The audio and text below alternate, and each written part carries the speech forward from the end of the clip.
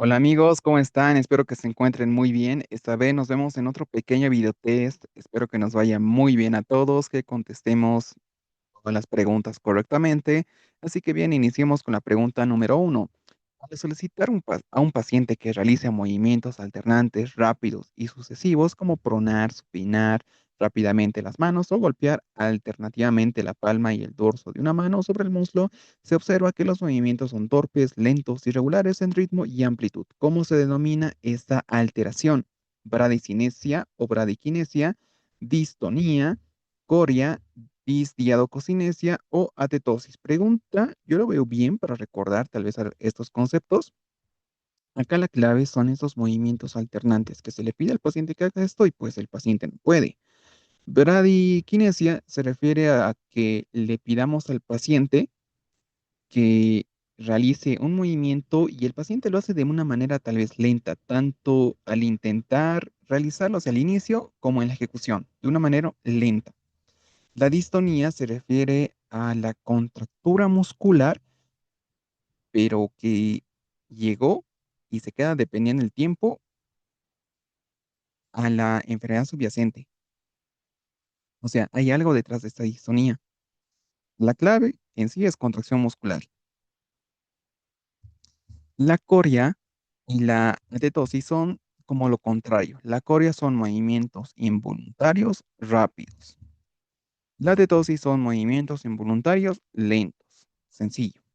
Y acá lo que tenemos en el enunciado es lo mismo que la alternativa D, o lo correcto es la alternativa D, la disdiadococinesia, es esta incapacidad de realizar esos movimientos alternantes. Entonces, esta es la alternativa correcta y nos dice que la dificultad para realizar movimientos alternantes, que es la palabra clave, rápidos y sucesivos de manera suave, coordinada y rítmica, cuando la incapacidad es total, se denomina adiadococinesia. Es clásico de disfunción cerebelosa. Los movimientos se tornan torpes, descompuestos, lentos e irregulares. También tenemos que se debe diferenciar de la bradiquinesia, porque es una lentitud global del movimiento típica en parkinsonismo. Ojo, me parece ese dato importante que recordemos o tratemos de asociar bradiquinesia con parkinsonismo. Y de movimientos involuntarios como atetosis, coria, distonía.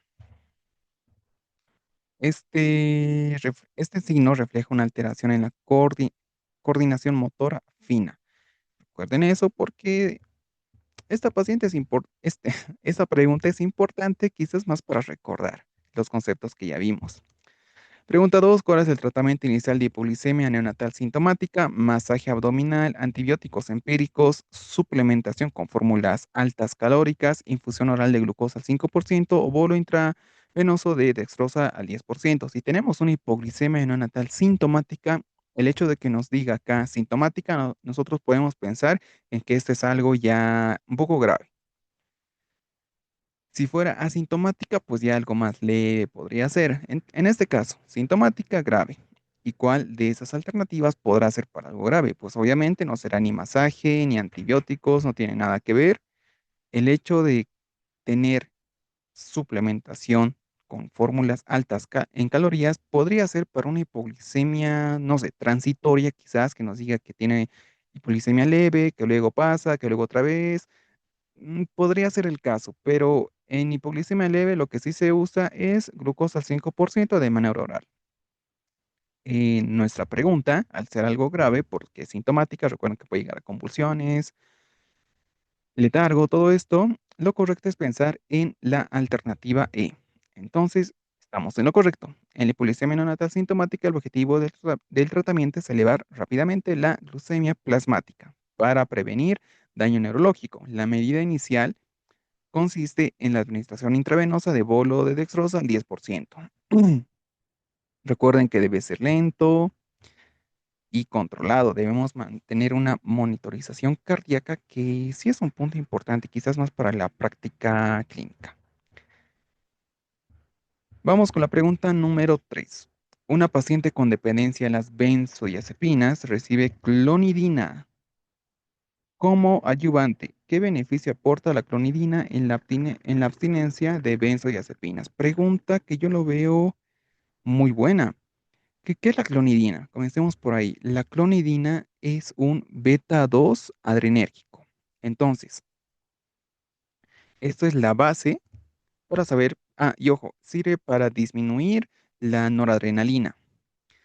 Veamos ahora sí las alternativas. Reducción de los síntomas vegetativos y ansiedad, estimulación de receptores opiáceos, bloqueo de receptores GABA, aumento de la expresión de benzodiazepinas o inhibición de serotonina.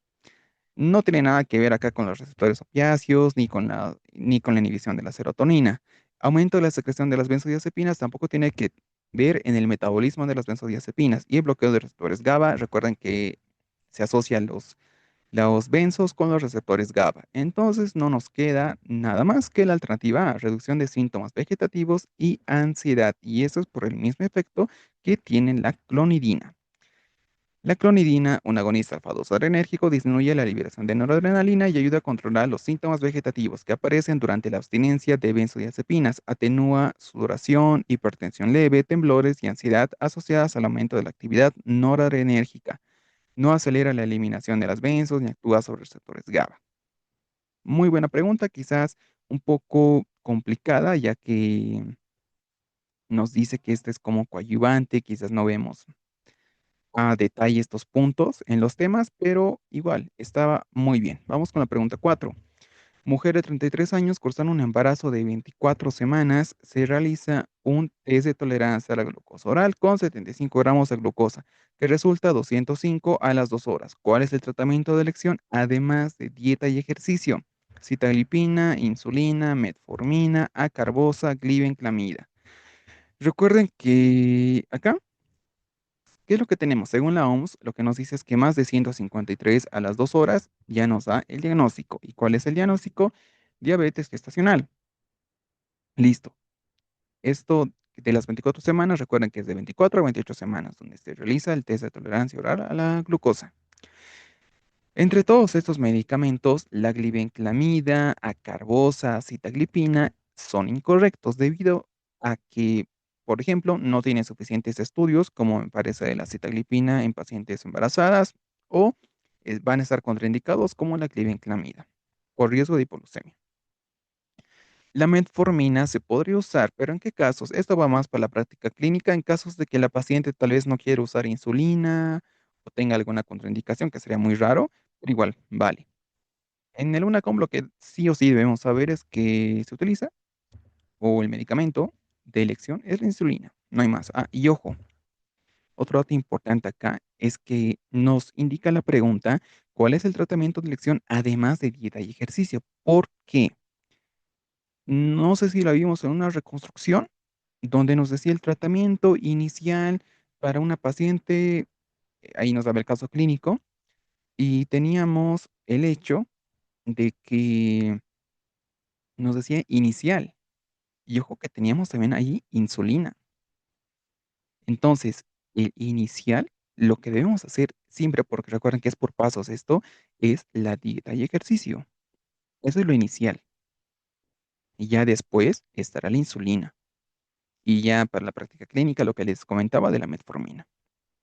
Eso tómenlo muy en cuenta porque es un dato importante. En este caso, la explicación nos dice que el cuadro corresponde a una diabetes mellitus gestacional, diagnóstico que se realiza cuando aparece intolerancia a la glucosa durante el embarazo. Durante el embarazo, el manejo inicial se basa en dieta controlada y ejercicio moderado para optimizar el metabolismo materno y fetal. Si no se logran las metas de glicemia, el tratamiento farmacológico de elección es la insulina. La insulina es el agente más seguro para el feto, ya que no atraviesa la barrera placentaria. La glibenclamida me parece que sí atraviesa esta barrera. Además que acá permiten control preciso de los niveles de glucosa. Aunque los diabéticos orales se utilizan en casos seleccionados, mayormente cuando la paciente no quiere o si es que hubiera una contraindicación, pues sí se utiliza, pero es algo raro. Vamos con la pregunta 5. ¿Cuál es el signo percusorio típico del derrame pleural? Submatidez en campo pulmonar superior, sonido pulmonar normal, timpanismo en el hemitórax afectado, matidez en el hemitórax afectado o sonido líquido en base del pulmón opuesto. Esta es la alternativa de en base de pulmón opuesto, pues no, no va a ser en el otro pulmón. Matidez en el hemitórax afectado, matidez estará bien correlacionar que haya líquido con la percusión, que el sonido sea, matidez. Timpanismo en el emitórax afectado. ¿El timpanismo a qué se refiere? Timpanismo es cuando hay aire, por ejemplo, en un hemotórax, perdón, neumotórax. Sonido pulmonar normal, no, no va a haber un sonido normal. Submatidez en el campo pulmonar superior, ¿por qué en el superior? Ahí estamos mal. Lo que sí tenemos es matidez, que es lo típico. Cuando tenemos un derrame pleural. Entonces marcamos la alternativa de matidez y estamos en lo correcto. La matidez o la percusión en el emitoras afectado es el signo clásico de derrame pleural. Ojo que igual puede haber otras cositas como ecofonía, tal vez, originado porque el líquido pleural transmite el sonido de manera más eficiente que el aire, amortiguando la vibración pulmonar normal. Durante la percusión torácica, el sonido característico del pulmón es airado, o sea, resonante. Es reemplazado por un tono opaco o mate en el área ocupada por el líquido. Simplemente es eso. Pregunta que también muy buena para recordar. Vamos con la pregunta 6. Niño de 6 meses presenta risa frecuente, movimientos de manos tipo aguijón y retraso en la adquisición de sedestación. O sea, tiene un retraso motor, podría ser. ¿Cuál es la causa más probable de de su retraso psicomotor? Hipotiroidismo congénito, síndrome de Angelman, distrofia muscular espinal, ataxia telangiectasia, trastorno de déficit de atención. Si tiene 6 meses, imposible que podamos diagnosticar un trastorno de déficit de atención. Ataxia telangiectasia, ¿tenemos datos de ataxia? Tal vez. No, telangiectasia tampoco. Distrofia muscular espinal, acá tendríamos que tener una hipotonía muy marcada y debilidad muscular, cosa que no nos dan esos datos. Síndrome de Angelman podrá ser, recuerden, o bueno, acá algo más para relacionar es que Angelman, o sea, hombre ángel, y podemos asociar esta risa frecuente, una risa sin sentido, porque solamente está así, con su cara medio feliz. Movimientos de manos en el aguijón, retraso. Igual, otro datito es que me parece que la quijada es igual un poco más amplia. Y el hipotiroidismo congénito, pues no. Esto es muy raro que haya a los 6 meses y también nos tenía que dar algo de hipotonía, no, no va esto de las manos ni tampoco de la risa. Entonces marcamos la alternativa B y estamos en lo correcto. Un lactante de 6 meses con risa frecuente, sonrisa característica, movimientos de manos tipo aguijón y retraso motor en el diagnóstico más probable es el síndrome de Angelman. Sus características son retraso de desarrollo motor y de lenguaje. Risa y sonrisa frecuente son rasgos comportamentales de apariencia feliz. Ataxia, movimientos característicos en las manos, crisis epilépticas en la infancia en muchos casos. Y sus diferenciales, acá están. El hipotiroidismo congénito cursa con hipotonía, que es lo más frecuente, o bueno, lo que más lo podemos ver. Problemas de la alimentación, pero no con risa. TDAH no se diagnostica en lactantes, atrofia muscular espinal, produce hipotonía flácida, sin rasgos de risa excesiva ni movimientos de manos. Ataxia telectasia aparece más tarde con telangiectasias y ataxia progresiva. O sea, en esa edad no. Y eso se lo confirma mediante la deleción o mutación de un gen súper raro y su apoyo es multidisciplinario. Su tratamiento es multidisciplinario. Pregunta compleja, pero que sirve. Vamos con la pregunta número 7. ¿Cómo se define un recién nacido prematuro? Nacimiento antes de las 37 semanas, nacimiento después de las 42 semanas, APGAR menos de 7, nacimiento entre las 37 y 42 semanas o peso al nacer menor a 2.500. El peso, pues sería con bajo peso. No sería prematuro. Nacimiento entre 37 y 42 es a término. APGAR no tiene nada que ver con esto del prematuro. Nacimiento después de las 42 semanas será post término. Y antes de las 37, que es prematuro, no hay por qué complicarnos más con esta pregunta. Estaba súper sencillo. Se considera prematuro al recién nacido que nace antes de las 37 semanas de gestación, etapa en la que varios sistemas orgánicos aún no se han completado su maduración. La edad gestacional puede estimarse mediante fecha de última regla, la ecografía del primer trimestre, que la ecografía es súper clave. Se asociará la prematuridad a inmadurez pulmonar, neurológica y metabólica. Pregunta, igual, fácil. Esa sí estaba muy sencilla. Vamos con la 8. ¿Qué condición sistémica se asocia frecuentemente con el líquen plano? Síndrome de Sjögren, diabetes tipo 1, enfermedad de Parkinson, cirrosis biliar primaria o gota. La gota es una hiperuricemia, pero recuerden que el líquen plano es algo autoinmune. Entonces, entonces debe estar relacionado con algo autoinmune. La gota lo podemos descartar porque es por hiperuricemia. Parkinson también, no lo veo relación. Sí, cirrosis vía primaria podría ser diabetes tipo 1. No me parece que tenga algo que ver con diabetes tipo 1. Síndrome de Sjögren, sí, igual podría ser. Un dato clave es que también el líquen plano se puede relacionar con o se asocia con la hepatitis C. Entonces, si seguimos como que ese tipo de asociaciones, cirrosis biliar primaria, también. Yo lo veo esta pregunta muy compleja que quizás por asociación lleguemos a ello. Aunque síndrome de Sjögren también es algo autoinmune y también podría ser lo correcto. Yo me iría más por cirrosis biliar primaria. Entonces, marcamos y vemos que era síndrome de Sjögren. Vamos a ver por qué. Síndrome de Sjögren se observa con mayor frecuencia en pacientes con líquen plano, reflejando la coexistencia de mecanismos autoinmunes, y porque las dos son autoinmunes, que afecta tanto el epitelio mucocutáneo como las glándulas exocrinas. Ambas condiciones pueden manifestarse con serostomía, seroftalmia y lesiones erosivas o tróficas en la mucosa oral o genital, lo que evidencia una respuesta inmunitaria dirigida contra tejidos epiteliales y estructuras glandulares. Pregunta súper compleja, era simplemente recordar qué asociación puede existir entre ambos. Y bueno, muy compleja, pero estaba bien. Recuerden que en el UNACOM nos pueden venir preguntas, así que solamente sea una asociación que debemos recordar. Vamos con la pregunta número 9. Niño de 9 años con sospecha de discalculia, o sea, la incapacidad de comprender mm, matemáticas, números, todo lo que esté relacionado con números en general. ¿Cuál es la prueba más indicada para cuantificar sus habilidades matemáticas? Desde inteligencia de Wechsler, batería de evaluación de los procesos de lectura y cálculo, perfil sensorial infantil, escala de lenguaje expresivo, test de motricidad fina. Yo creo que por las alternativas es sencillo. Recuerden que este test de inteligencia sirve para medir el IQ.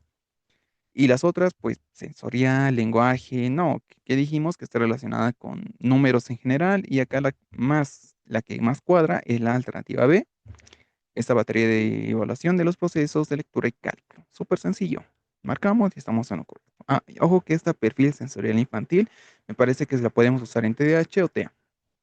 Entonces, la batería de evacuación de los procesos de lectura y cálculo permite evaluar de manera específica las habilidades matemáticas, incluyendo cálculo, razonamiento numérico y resolución de problemas. Se trata de una prueba estandarizada que proporciona índices de desempeño y severidad, lo que facilita el diagnóstico de discalculia. Pregunta muy buena y también fácil. Vamos con la 10.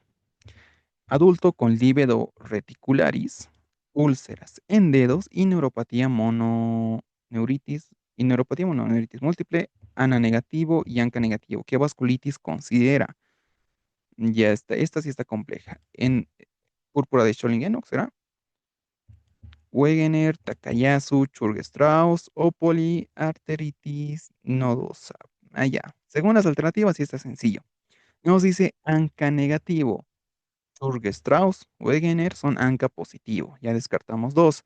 Nos quedamos con la de Scholling-Kennock o con Takayasu, pero estos son de vasos. Vasculitis de vasos pequeños y vasculitis de vasos grandes. Este es pequeño, este es grande. Síndrome, bueno, acá el Scholling-Kennock.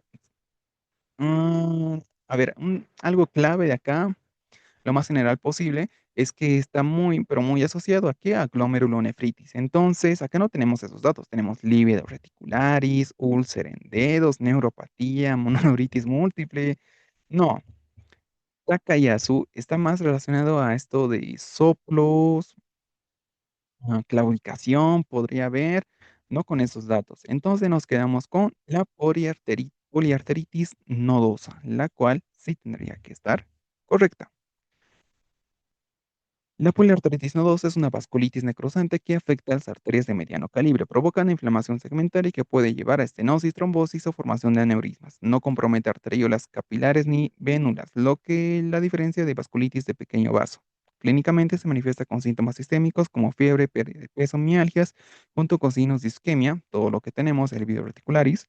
En este caso, la combinación de lívidos reticulares, úlceras y mononeuritis múltiple es muy sugestiva de PAN, ya que se refleja el compromiso cutáneo y neurológico típico. Los anticuerpos antinucleares ANA y ANCA suelen ser negativos, lo que apoya un mal la sospecha, dado que el PAN clásica nos asocia a ANCA. El diagnóstico se confirma mediante biopsia de tejido afectado o arteriografía que muestra lesiones segmentarias y microaneurismas.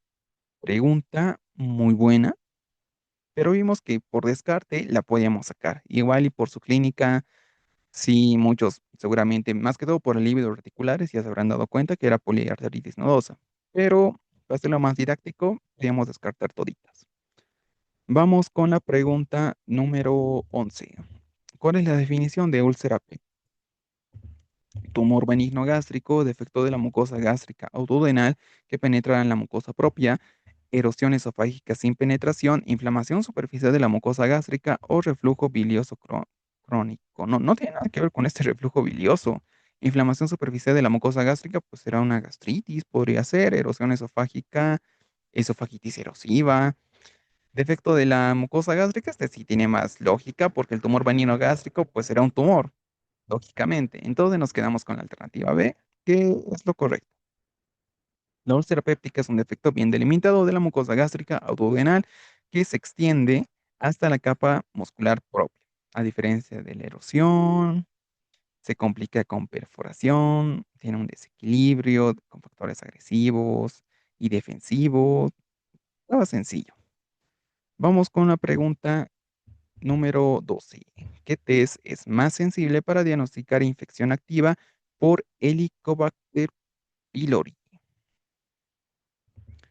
Test de antígeno en heces, cultivo fecal, serología, IgG, anti-H. pylori, test de Widal, prueba respiratoria con urea marcada.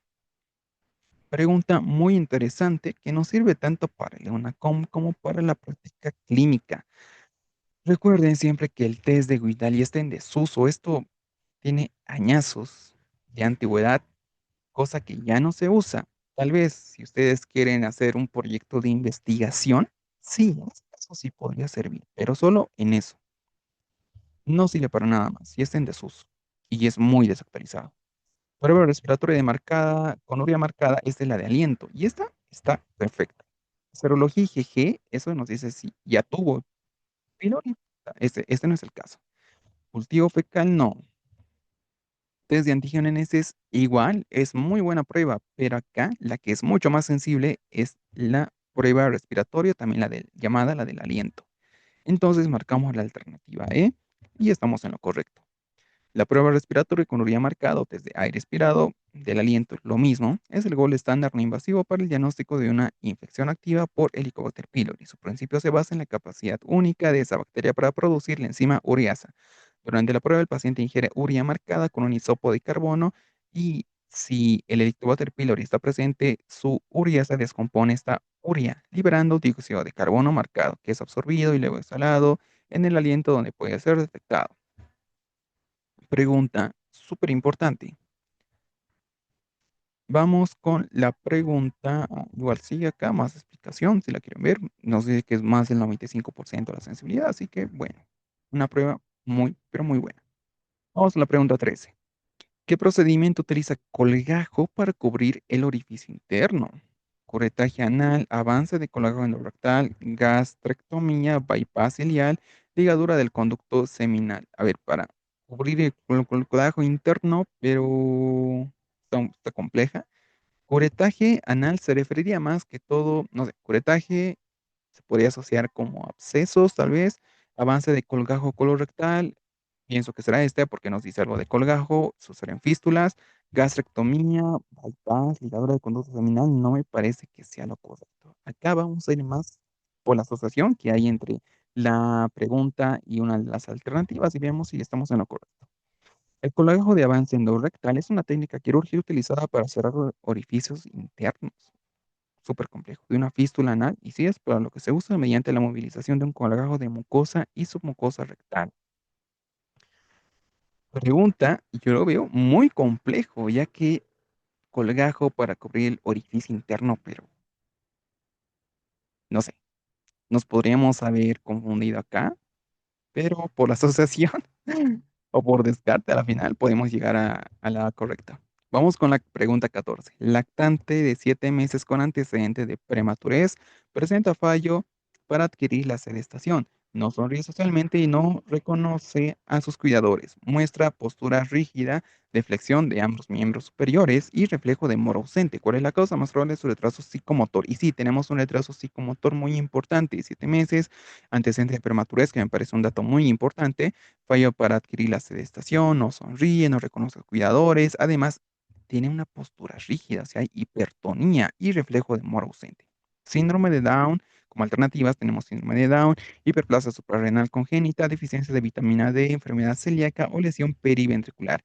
Un síndrome de Down nos tendría que dar hipotonía, todo lo contrario. Bueno, todo lo contrario respecto a esta hipertonía. Entonces, podemos descartar síndrome de Down. Hiperplasia suprarrenal congénita es algo hormonal. Acá no tenemos nada hormonal. Deficiencia de vitamina D nos podría dar la clásico raquitismo. No es el caso. Enfermedad celíaca, mala absorción, el retraso de la estatura, no teníamos nada de esto. Entonces nos quedamos simplemente con lesión periventricular, que es lo correcto. La lesión periventricular en recién nacidos prematuros puede darse hemorragia intraventricular. Hay un antecedente con antecedente de prematurez. Igual, súper importantísimo. ¿Qué más tenemos? Hemorragia que causa hemorragia intraventricular, la conducción periventricular, provocando retraso motor y déficit de reflejos primitivos, como centro de reflejo de Moro. La rigidez de flexión y la falta de sonrisa social indican afectación neurológica central.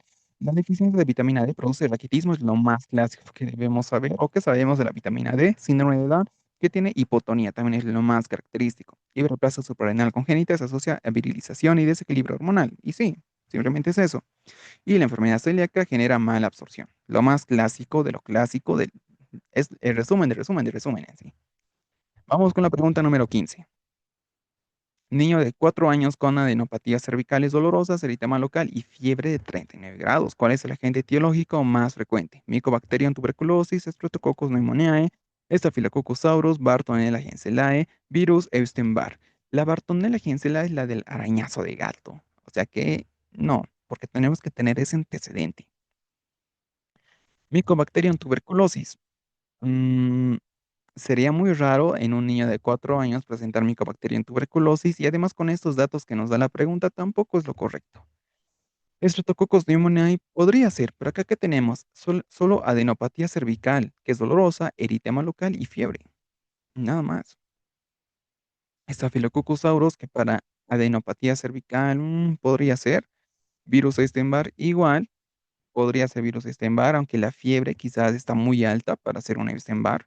No es tanto de 39, más se va hasta 38, me parece, algo por el estilo. Y en niños, me parece que más se ven adolescentes los de el Epstein-Barr. Yo me quedaría más con Staphylococcus aureus. Ojo que la Streptococcus pneumoniae la estamos descartando porque sus síntomas son un poco más severos.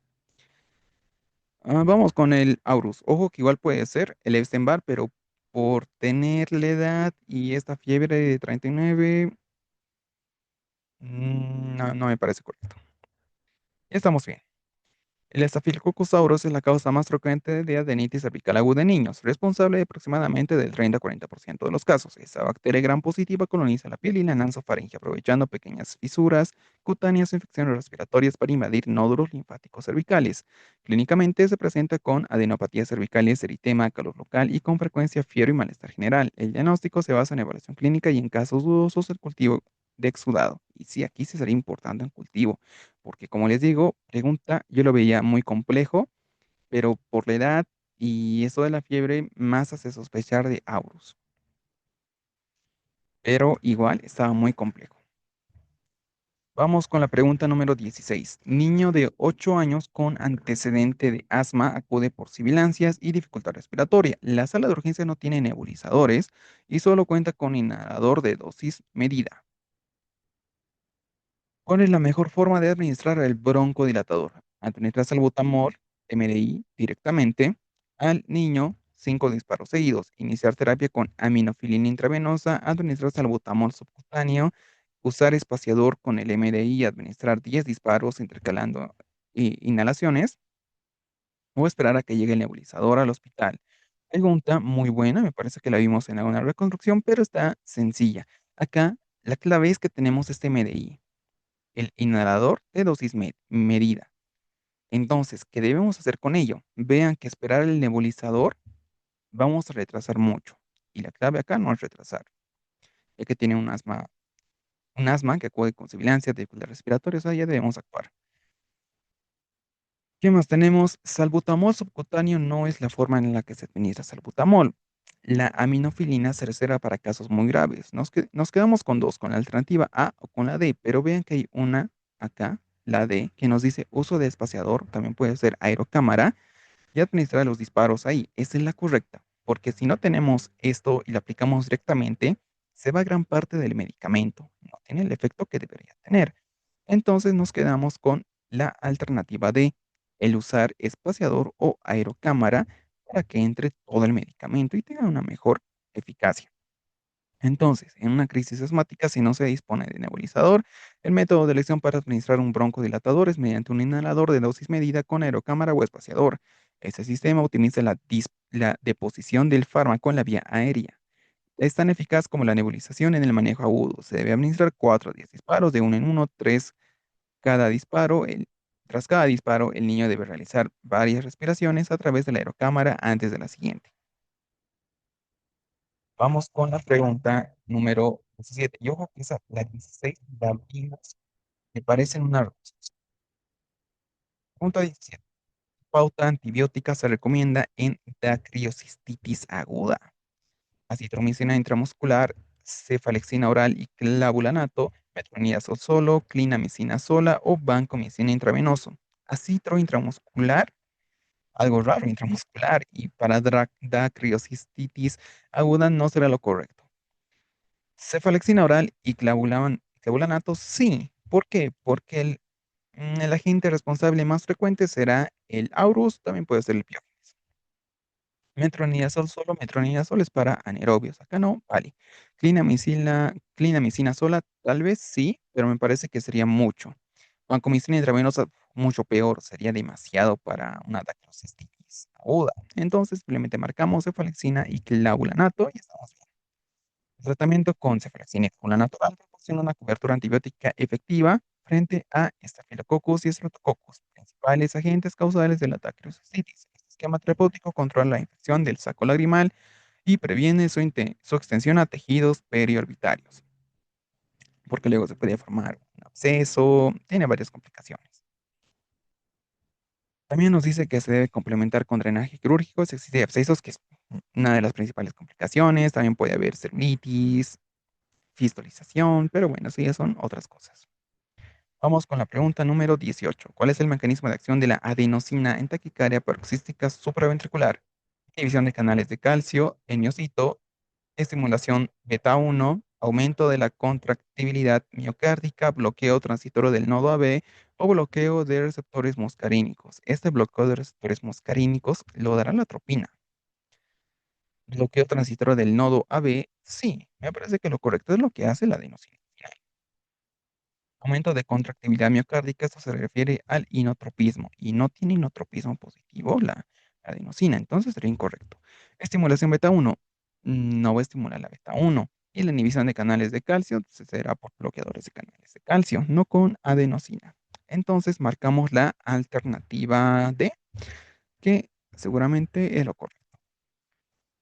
La vida media ultracorta de la adenosina, menor a 10 segundos, es su propiedad más decisiva. La convierte en un fármaco hit and run, actúa de forma intensa, puntual y desaparece casi de inmediato, otorgándole una eficacia sobresaliente con un perfil de seguridad excepcional. Entonces, ¿qué hace? Bloqueo AB completo, que produce para interrumpir la taquicardia. Es un efecto drástico, pero su extrema brevedad lo vuelve seguro. Pregunta muy importante, ya que puede ser también tratamiento en taquicardia paroxística supraventricular. O sea, nos pueden venir un caso clínico donde nos pregunte al final el tratamiento y sea esto. Y saber el mecanismo de acción igual. Es correcto. Vamos con la pregunta número 19. ¿Qué dato de laboratorio caracteriza típicamente al síndrome mononucleósico infeccioso? Trombocitosis aislada, eosinofilia marcada, leucopenia con neutropenia, neutrofilia segmentada o linfocitosis con más del 50% de linfocitos. ¿Qué es lo que siempre vemos en la mononucleosis infecciosa? que haya linfocitos atípicos. Entonces, ¿qué será lo más típico? Si dijimos que hay linfocitos atípicos, nada más que la alternativa E, ya que neutrofilia, leucopenia, eosinofilia, trombocitosis no son para nada relacionados a la mononucleosis infecciosa. Bueno, típicamente el laboratorio será linfocitosis.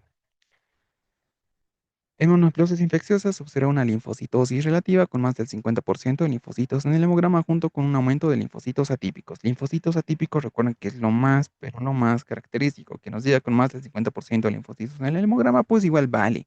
Pero recuerden que siempre está relacionado con linfocitos atípicos. Y esa es una clave muy importante. Este hallazgo refleja la activación y proliferación de linfocitos T en respuesta a la infección por linfocitos B por virus Epstein-Barr. Entonces, acá habrá leucocitosis que será arriba de 10.000 a 20.000. Y la presencia de linfocitos atípicos es un marcador muy característico. Y eso es muy cierto, es lo más característico. Vamos con la pregunta número 20. ¿Qué analgesia es más recomendable en otitis media aguda pediátrica? AINES tópicos, antihistamínicos, benzodiazepinas, paracetamol oral, opioides orales. Nos dice para agu- aguda para pediatría. Opioides, mm, muy discutidos, la verdad. Yo diría que no. AINES tópicos no tienen efecto en una otitis media aguda pediátrica. Antihistamínicos tampoco, benzodiazepinas, no vamos a darle benzodiazepinas a un paciente pediátrico para una otitis media aguda.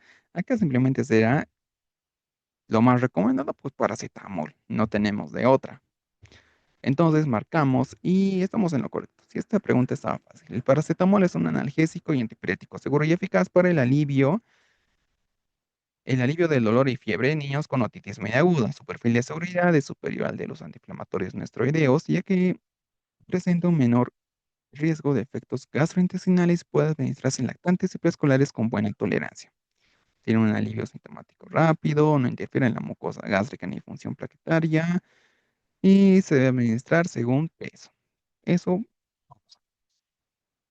en fin, ya vimos las 20 preguntas de este pequeño videotest. Espero que todos hayan respondido bien estas 20 preguntas. Acá en la pregunta 8, que esto era del líquen plano, sí tuvimos problemas ahí, pero bueno, yo estoy seguro de que muchos de ustedes han respondido bien esta pregunta, así que sigamos estudiando y nos vemos en otro video.